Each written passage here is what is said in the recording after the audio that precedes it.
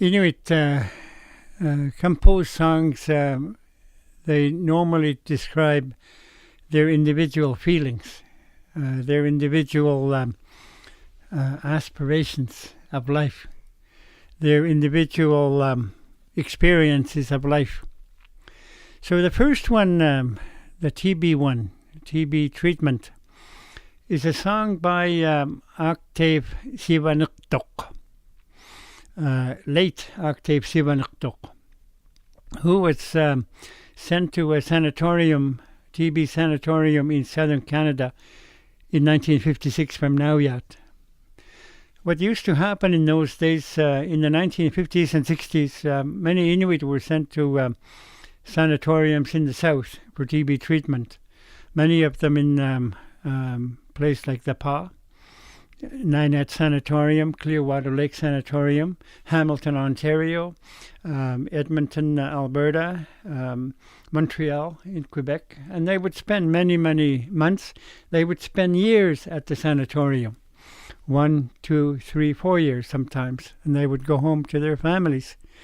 Anyway, Sivanuktok, in composing this song, says he's singing about singing in the land of the Indian people while he was in the Pa. And at the sanatorium, he said all he does now for the next year or 2 years, he washes and washes and washes all the time. That's the only thing he's doing now. Because you have to keep in mind that in an igloo snow house or in a tent in the summertime, you don't wash. We have no place to wash in those facilities. If you do wash in an igloo, your igloo would melt. So at the hospital, he thinks about having to wash and wash and wash all the time. And then he also talks about the hard life that he faces back home in Nauyat, that he always worry about where the next caribou meat or seal meat is going to come from. He continually worries about surviving at the community level. So that's the end of that particular song about TB treatment in the Pa. So he and other people, other Inuit, compose songs.